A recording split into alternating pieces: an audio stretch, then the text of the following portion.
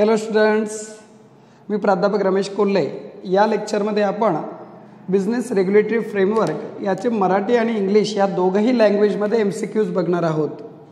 Dear students, यापूर्वीही आपण खूप सारे व्हिडिओ अपलोड केलेले आहे, त्याची लिंक तुम्हाला खाली डिस्क्रिप्शन बॉक्समध्ये भेटेलच।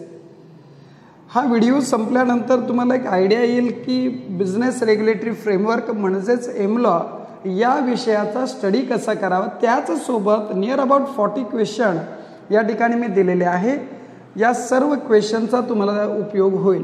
These are the sample questions, so it is useful to you for preparation of your exam प्रिपरेशनसाठी तुम्हाला याचा नक्की उपयोग होईल। सो डिअर स्टुडंट, व्हिडिओ शेवटपर्यंत नक्की बघा। आपण वेळ वाया न घालवता व्हिडिओला सुरुवात करूया। त्यापूर्वी जे नवीन स्टुडंट आपल्याला जॉईन झाले असतील अशा सर्व स्टुडंटने आपल्या चॅनलला सबस्क्राईब करायचं आहे। चला तर स्टार्ट करूया बिझनेस रेग्युलेटरी फ्रेमवर्क म्हणजेच एमलॉ। ओके, बघा या ठिकाणी क्वेश्चन नंबर फर्स्ट आहे। आपण क्वेश्चन नंबर फर्स्टकडे जाऊया। काय म्हटलेले क्वेश्चन नंबर फर्स्टमध्ये, भारतीय करार कायदा केव्हा लागू झाला किंवा डॅश डॅशला लागू झाला। ओके, भारतीय करार कायदा केव्हा लागू झाला। डिअर स्टुडंट, मॉक टेस्ट प्रमाणे आपण हा लेक्चर घेणार आहोत। तुम्ही स्वतः देखील याचा आन्सर देण्याचा प्रयत्न करायचा आहे। आपण इंग्लिशमध्ये क्वेश्चन रीड करूया।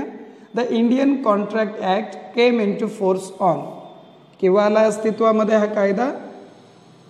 1872 कायदा आपल्या सर्वांना माहिती आहे, मात्र तो अस्तित्वात आलेला आहे 1 September 1872, 1 September 1872। The answer is 1 September 1872। लक्षात ठेवायचं, कायदा आपल्या सर्वांना माहिती आहे, but it came into force on 1 September 1872। चला तर नेक्स्ट क्वेश्चनकडे वळूया। क्वेश्चन नंबर सेकंड बघा काय आहे। प्रत्येक वचनामुळे किंवा वचनाच्या प्रत्येक संचामुळे एकमेकांस प्रतिफल मिळते, त्यास डॅश डॅश असे म्हणतात। इंग्लिशमध्ये रीड करतो मी question. Every promise and every set of promise forming the consideration each others. Consideration प्रतिफल, ठीक आहे ना, की काय म्हटलेलं याचे दोन लक्षात घ्या, दोन word, every promise and set of promise forming the consideration each other म्हणजे काय। ओके, प्रत्येक वचन किंवा अभिवचनांचा संच एकमेकांना जे प्रतिफल मिळते त्यास काय म्हणतात, विचार करायचा आहे। ए आहे कॉन्ट्रॅक्ट, ॲग्रीमेंट, ऑफर और ॲक्सेप्टन्स। काय आहे, करार, ठराव, प्रस्ताव की स्वीकृत। सो आन्सर इज ठराव म्हणजेच ॲग्रीमेंट। लक्षात घ्या, स्क्रीनशॉट घेऊन ठेवा डिअर स्टुडंट्स। नेक्स्ट क्वेश्चनकडे जाऊया। क्वेश्चन नंबर 3, भारतीय करार कायदा यावर लागू होतो, म्हणजेच the Indian contract act applied to काय, जम्मू आणि काश्मीर वगळता संपूर्ण भारत, बी जम्मू आणि काश्मीरसह संपूर्ण भारत, सी वेळोवेळी केंद्र सरकारने अधिसूचित केलेले राज्य, की डी वरीलपैकी कोणतेही नाही। इंग्लिशमध्ये रीड करतोय। Whole India excluding Jammu and Kashmir, B whole India including Jammu and Kashmir, C state notified by central government for time to time, or D none of the above. So answer is whole India excluding Jammu and Kashmir, Jammu आणि काश्मीर वगळता संपूर्ण भारत, ए हे answer आहे। चला पुढे जाऊया। Question number 4, करारामध्ये कमीत कमी डॅश डॅशच्या दरम्यान परस्पर संबंधित आश्वासने असतात। इंग्लिशमध्ये रीड करतोय। An agreement consist of reciprocal promises between at least, म्हणजेच काय, थोडक्यात सांगतो, कमीत कमी किती व्यक्तींमध्ये करार होतात, किंवा हाच क्वेश्चन एक्झामला तुम्हाला असाही विचारला जाऊ शकतो, करारासाठी कमीत कमी किती व्यक्तींची आवश्यकता असते। सो लक्षात घ्या, there are 2 person or 2 parties are required for agreement. कमीत कमी किती व्यक्तींची गरज आहे, कमीत कमी 2 व्यक्तींची आवश्यकता आहे. लक्षात ठेवा, minimum 2 person are require. Next question, question number 5. What is the question number 5? बघा, कराराची व्याख्या भारतीय करार अधिनियम कलम डॅश डॅश नुसार कायद्यांद्वारे अंमलात आणण्यायोग्य करार म्हणून केले जाते. काय म्हटलेलं आहे बघा, कायद्याद्वारे अंमलात आणण्यायोग्य करार म्हणजे करार होय, अशी व्याख्या कोणत्या कलमात दिलेली आहे? ओके, इंग्लिशमध्ये रीड करतोय मी question.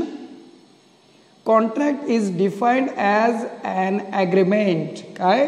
Contract is defined as an agreement enforceable by law. कायद्याने त्याला अंमलात आणता येईल असा करार. सेक्शन कोणता आहे त्याचा?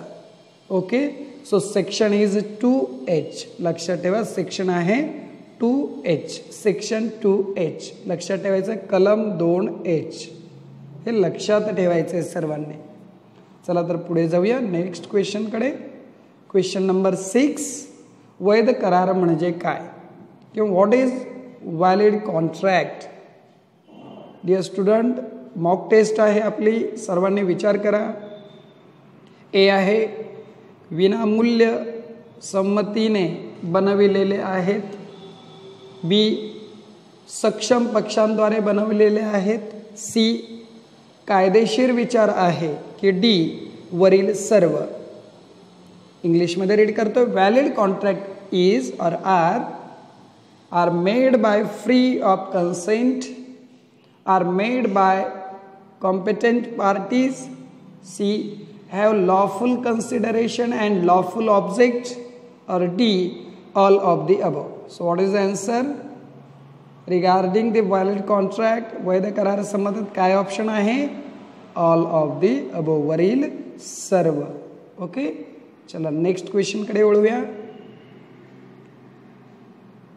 कराराची व्याख्या भारतीय करार अधिनियम 1872च्या डॅश डॅश कलमाद्वारे केली जाते. Agreement is defined by the section dash dash of Indian contract act. कुठला सेक्शन आहे ॲग्रीमेंटसाठी? येस डिअर स्टुडंट, थिंक करायचं आहे सर्वांनी. कराराची व्याख्या भारतीय करार अधिनियम 1872च्या कोणत्या कलमात दिलेली आहे? कोणत्या सेक्शननुसार ॲग्रीमेंट डिफाईन केलं आहे? So section, yes, section 2E. Answer is section कलम 2E. ओके, चला पुढे जाऊया नेक्स्ट क्वेश्चन. Question number 8. करार म्हणजे डॅश डॅश. प्रस्ताव. की बी, प्रस्ताव प्लस स्वीकृती. सी, प्रस्ताव स्वीकृती विचार. की डी, करार. बघा इकडे काय म्हणतोय आपण, ॲन ॲग्रीमेंट इज. ॲग्रीमेंट म्हणजे offer, offer plus acceptance, offer plus acceptance plus consideration. Okay, or D, contract. So answer is, yes, what is answer? Answer is offer plus acceptance. प्रस्ताव आणि त्या प्रस्तावात काय पाहिजे? स्वीकृती पाहिजे, तेव्हा तो करार तयार होईल. Next question. करार म्हणजे डॅश डॅश. काहीतरी करण्याचे किंवा काही करण्याचे टाळण्याचे वचन. बघा, काहीतरी करण्याचे किंवा काहीतरी करण्यापासून टाळण्याचे वचन. बी, काहीतरी करण्याचा किंवा काहीतरी करण्यापासून परावृत्त करण्याच्या हेतूने संप्रेषण म्हणजे कम्युनिकेशन. नेक्स्ट, आश्वासनांचा एक समूह. डी, कायद्याद्वारे अंमलबजावणी योग्य करार. काय आन्सर आहे? इंग्लिशमध्ये रीड करतोय. A contract is a promise to do something or abstain from doing something. B, a communication of intention to do something or abstain from doing something. C, a set of promises. Or D, an agreement enforceable by law. So करार means कायद्याद्वारे अंमलबजावणी योग्य करार होय. A contract is a agreement enforceable by law. कायद्याने अंमलबजावणी करण्यायोग्य ठराव म्हणजे करार होय. क्लिअर आहे. पुढे जाऊया. प्रस्ताव डॅश डॅश असावा. इंग्लिशमध्ये द ऑफर मस्ट बी कसा असावा. ए सशर्त, बी तात्पुरता, सी निश्चित की डी वरील सर्व. बघा, the offer must be conditional, B temporary, C definite or D all of the above. What is the answer. Answer is C definite. निश्चित करार प्रस्ताव कसा असावा. निश्चित. अनिश्चित स्वरूपाचा करार योग्य प्रस्ताव म्हटलं जात नाही. लक्षात ठेवा. निश्चित पाहिजे, डेफिनेट पाहिजे. Next question. बोललेल्या किंवा लिखित शब्दाद्वारे केलेला प्रस्ताव डॅश डॅश प्रस्तावास डॅश डॅश असे म्हणतात. लागू केलेला प्रस्ताव, बी व्यक्त प्रस्ताव, सी औपचारिक करार की डी अनौपचारिक करार. बघा, an offer made by word spoken or written is called. लेखी किंवा तोंडी जर शब्द असतील तर त्या ऑफरला काय म्हटलं जातं. So that is express offer, व्यक्त प्रस्ताव. क्लिअर आहे. चला पुढे जाऊया. Next question. Question number 12. निविदा एक डॅश डॅश आहे. काय आहे निविदा. प्रस्ताव की प्रस्तावाला आमंत्रण की प्रस्तावाचा स्वीकार की वरील काहीही नाही. A tender is dash dash. What is tender. A an offer, B invitation to an offer, C acceptance of offer or D none of the above. So the answer is a tender is an offer. निविदा एक प्रस्ताव आहे. Clear आहे. चला पुढे जाऊया. Next question कडे वळूया आपण. प्रस्ताव देणाऱ्याला डॅश डॅश असे म्हणतात. ए वचन देणारा, बी विक्रेता, सी कंत्राटदार की डी वचन. विचार करायचा आहे क्वेश्चन वरती. A person making a proposal is called dash dash. Promiser, B vendor, C contractor की डी प्रॉमिस. काय. A person making proposal is called, yes, is called promiser, वचन देणारा. Next question. डॅश डॅश करार की जो करणे अशक्य आहे. ए रद्दबातल, बी शून्य किंवा निरर्थक करार, सी बेकायदेशीर करार, डी अंमलबजावणी करण्यायोग्य करार. ओके, इंग्लिशमध्ये रीड करूया. A contract which is impossible to perform. A contract which is impossible to perform is called as void contract. शून्य किंवा निरर्थक करार. Okay.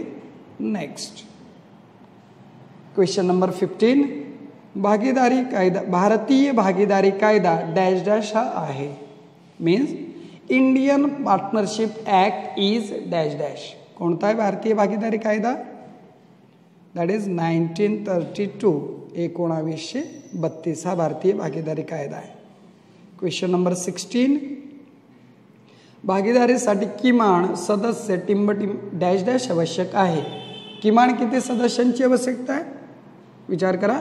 Minimum members are required in partnership is dash dash. So minimum members are required in partnership are 2. कमीत कमी किती सदस्य पाहिजे. 2. तेव्हा भागीदारी होणार आहे. कमीत कमी 2 व्यक्ती असल्याशिवाय भागीदारी होऊ शकत नाही. Next question. भागीदारीचा उद्देश काय आहे. ए धर्मदाय, बी तोटा, सी नफा मिळवणे की डी वरील काहीही नाही. What is the object of partnership. A charity, B. Loss, C. Profit, or D. None of the above? The answer is very easy. So main object of the partnership is to earn profit. नफा मिळविणे, नफा कमविणे हे त्याचं काय आहे, प्रमुख उद्देश आहे. लक्षात ठेवा, नफा मिळविणे. Next question. भागीदारी करारनाम्याने केव्हा विसर्जित केली जाऊ शकते? कराराद्वारे, थोडक्यात काय, भागीदारी ही कराराद्वारे केव्हा विसर्जित केली जाऊ शकते? ए. कोर्टाद्वारे, बी. जेव्हा वाद उद्भवतात, सी. भागीदारांचा मृत्यू होतो, की डी. सर्व भागीदारांच्या संमतीने. इंग्लिशमध्ये रीड करूया. When partnership firm, this is a firm, okay. When partnership firm can be dissolve by agreement. Partnership firm ही केव्हा ॲग्रीमेंटद्वारे विसर्जित केली जाऊ शकते, डिझॉल्व केली जाऊ शकते? Yes, think about it. So answer is with consent of all other partners. सर्व भागीदारांच्या संमतीने तुम्ही भागीदारीचं विसर्जन करू शकता, डिझॉल्युशन करू शकता. क्लिअर आहे sir? With consent of all partners म्हणजे सर्व पार्टनरच्या संमतीने. Next question, question number 19. अल्पवयीन भागीदारास डॅश डॅश हा अधिकार आहे. प्रशासनात भाग घेण्याचा, नफा मिळविण्याचा, की तोटा मिळविण्याचा, की काहीही नाही. Okay. The question is minor partner has a right with the firm for take a part in administration, B. To earn profit, to get a profit, C. Loss, or D. None of the above. So answer is to earn profit, to get a profit. नफा मिळवणे, नफ्यात सहभागी होणे हा अल्पवयीन भागीदारास अधिकार आहे. Okay, नफ्यात भाग मिळविणे. Next question. Wien partnership firm can not be dissolve compulsory. भागीदारी संस्थेचे कंपल्सरी विसर्जन केव्हा होणार नाही? नॉट म्हटलेले बघा, MCQ मध्ये कॅनॉट हे जे वर्ड्स आहेत that is very important. Cannot होणार नाही, केव्हा होणार नाही? Lawful business of the firm म्हणजे कायदेशीर व्यवसाय करत असेल तर, बी. ॲक्ट अगेन्स्ट लॉ, बेकायदेशीर काम करत असेल, सी. इन्सॉल्वंट होत असेल partners, or D. None of the above. काय आन्सर आहे विचार करायचा dear students. When the partnership firm can not be dissolve compulsorily, compulsory तिचं विसर्जन केव्हा होणार नाही? केव्हा होणार नाही? लॉफुल बिझनेस करत असेल तर विसर्जनाचा संबंध येत नाही. म्हणजेच कायदेशीर बिझनेस जर तुम्ही करत असाल तर कंपल्सरी डिझॉल्युशन, कंपल्सरी तुमचं विसर्जन याचा संबंध निर्माण होत नाही. लक्षात घ्या. लॉफुल कायदेशीर बिझनेस करतोय. बाकी अदर केसमध्ये जर बेकायदेशीर करत असाल किंवा पार्टनर इन्सॉल्वंट होत असेल तर कंपल्सरी तुमच्या भागीदारी संस्थेचं, पार्टनरशिप फर्मचं डिझॉल्युशन होणार आहे, विसर्जन होणार आहे. Next question.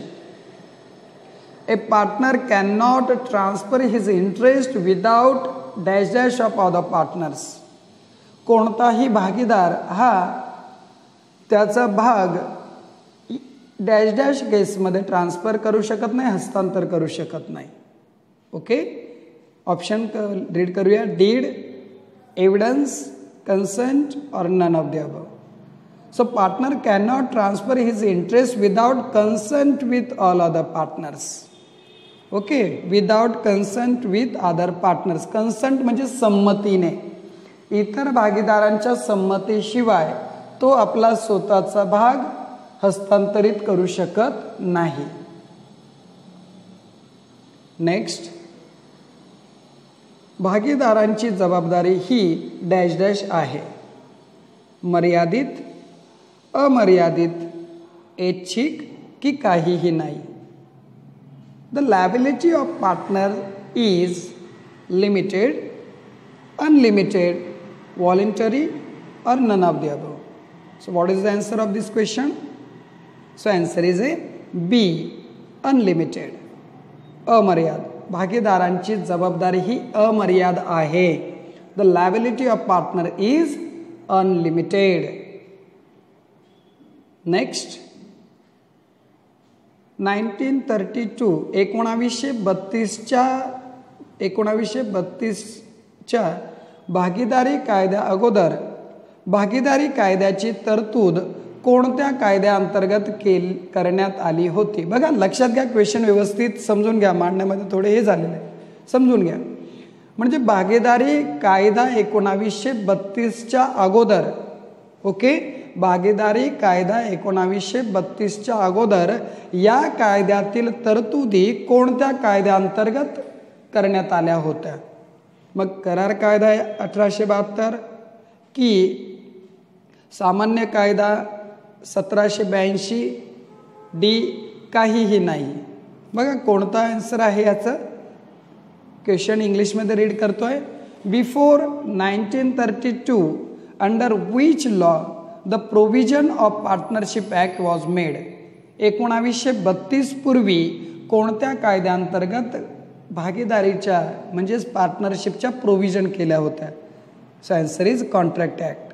बघा भागीदारी कायदा येण्यापूर्वी म्हणजेच कॉन्ट्रॅक्ट ॲक्ट येण्यापूर्वी ज्या काय प्रोव्हिजन पार्टनरशिपच्या होत्या त्या सर्व प्रोव्हिजन्स, सर्व तरतुदी कॉन्ट्रॅक्ट ॲक्टद्वारे बघितल्या जात होत्या. ठीक आहे, लक्षात ठेवायचं. It's a very important question.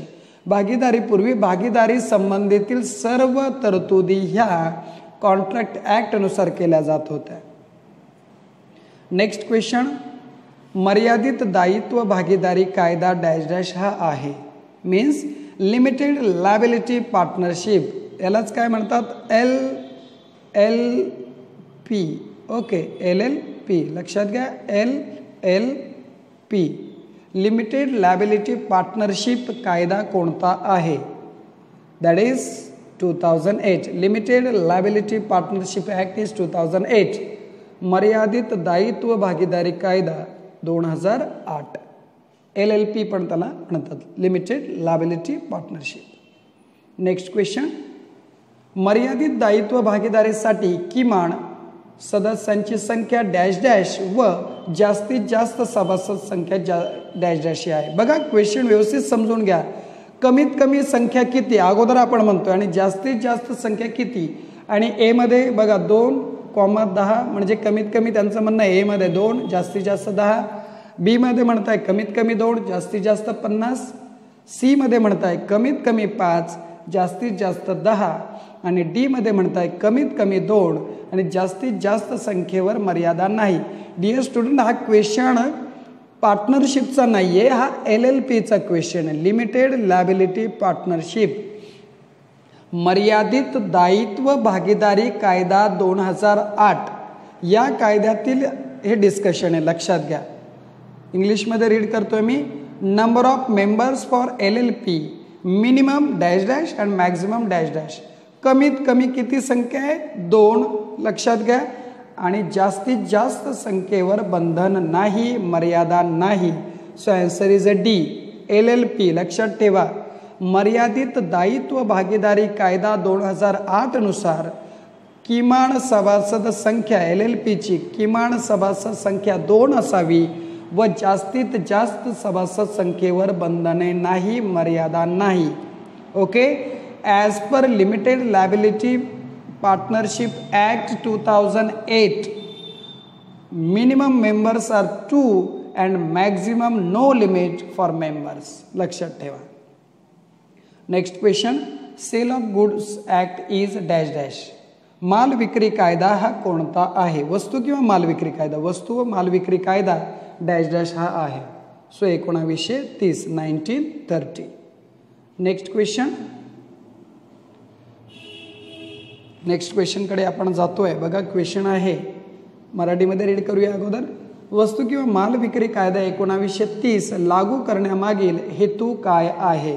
ए, वस्तूंच्या विक्रीशी संबंधित कायदे परिषद करणे.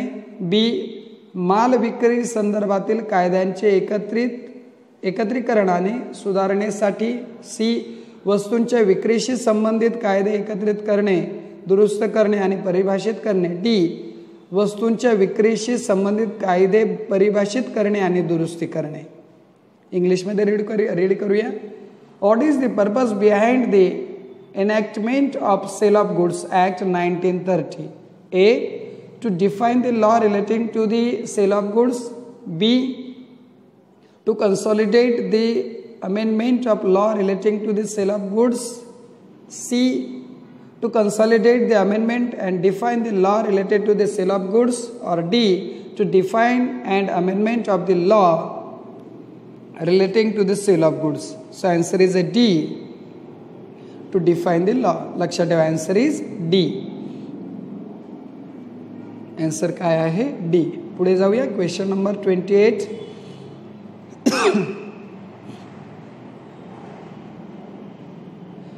वस्तू किंवा माल विक्री कायदा कलम 2(1) मध्ये खरेदीदाराची व्याख्या डॅश डॅश पद्धतीने करण्यात आलेली आहे. खरेदीदाराची व्याख्या कशी केलेली बघा. ए मध्ये आपण म्हणतोय जो वस्तू व सेवांची खरेदी करतो. बी माल खरेदी करण्यास संमती देणारा व्यक्ती. सी जो माल वस्तू किंवा माल खरेदी करतो किंवा वस्तू किंवा मालाची खरेदी करण्यास संमती देतो.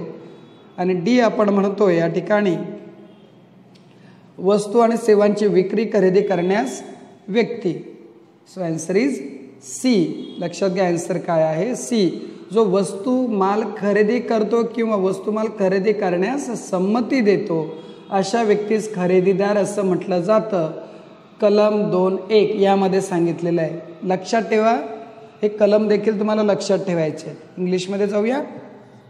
As per section 2 clause 1 of sale of goods act 1930 define the buyer as. Buyer म्हणजेच खरेदीदाराची व्याख्या कशा प्रकारे केलेली आहे? A person who buy the goods or services, person who agree to buy goods, or person who buy or agree to buy the goods. So answer is a C. लक्षात ठेवा, section 2 clause 1 define the buyer of sale of goods act. Clear आहे, हे पण लक्षात ठेवा. Next question 29. Before the enactment of sale of goods act the provision regarding the sale of goods act were may contain in. बघा, sale of goods act येण्यापूर्वी त्यातील ज्या तरतुदी ह्या कोणत्या कायद्यानुसार केल्या जात होत्या? सो इथे तेच आन्सर आहे. Indian contract act 1932 Indian contract act 1872 या कायद्याद्वारे सेल ऑफ गुड्स ॲक्ट पूर्वी सर्व तरतुदी केल्या जात होत्या. क्लिअर आहे. Next question, question number 30. विक्रीचा करार डॅश डॅश असू शकतो. केवळ निरपेक्ष, केवळ सशर्त, परिपूर्ण किंवा सशर्त. काय आन्सर आहे? C. Answer is a C.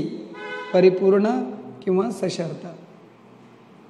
So contract of sale can be absolute or conditional. Answer is absolute or conditional. Next question. विक्री कराराच्या आवश्यक गोष्टी काय आहेत?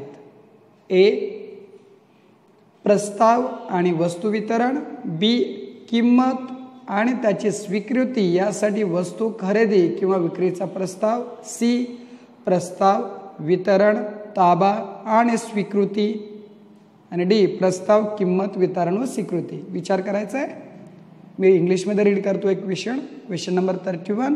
What are the requisites of contract of sale? So answer is C.